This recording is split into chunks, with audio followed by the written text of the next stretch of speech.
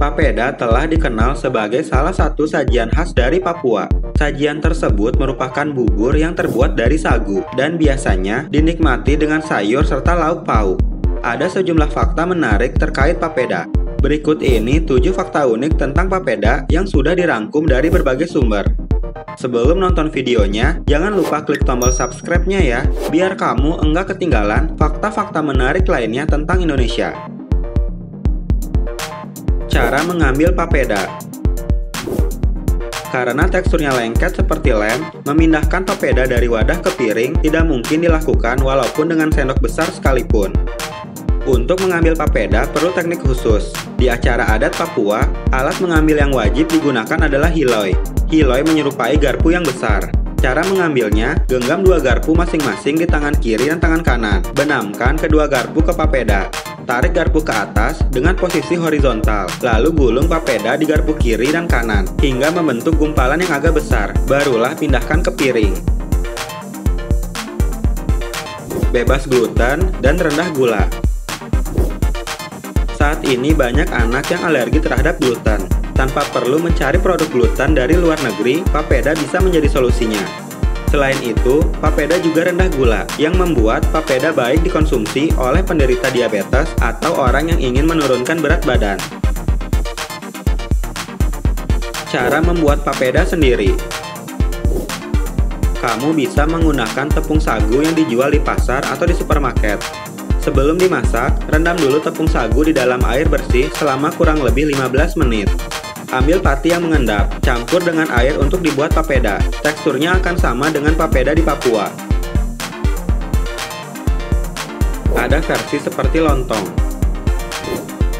Papeda yang sering ditemukan umumnya berbentuk bubur, tapi ternyata ada papeda yang bentuknya seperti lontong. Itu bisa disebut dengan nama papeda bungkus. Proses pembuatannya seperti papeda biasa. Hanya yang membedakan, setelah matang, papeda dibungkus dengan daun pisang atau daun fotovea.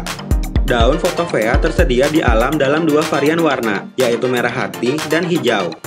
Daun pisang dan fotovea berperan sebagai penambah aroma, yang membuat papeda bungkus menebarkan aroma yang khas. Papeda bungkus ini bisa disimpan hingga 1 bulan lamanya.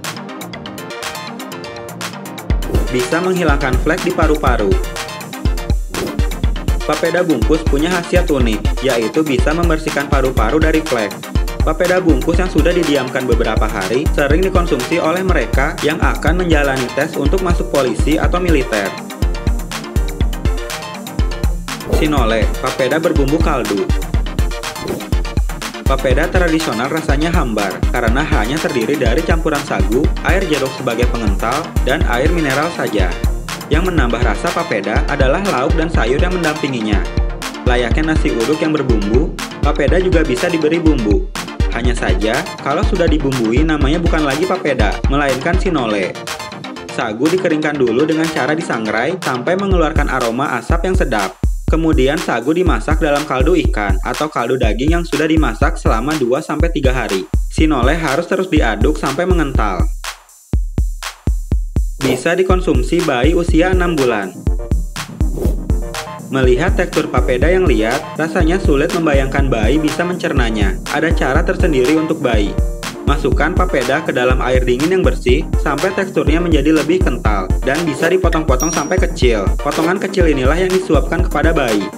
Papeda itu lembut untuk bayi karena 60%-nya adalah air. Ini merupakan hal yang baik untuk pencernaannya.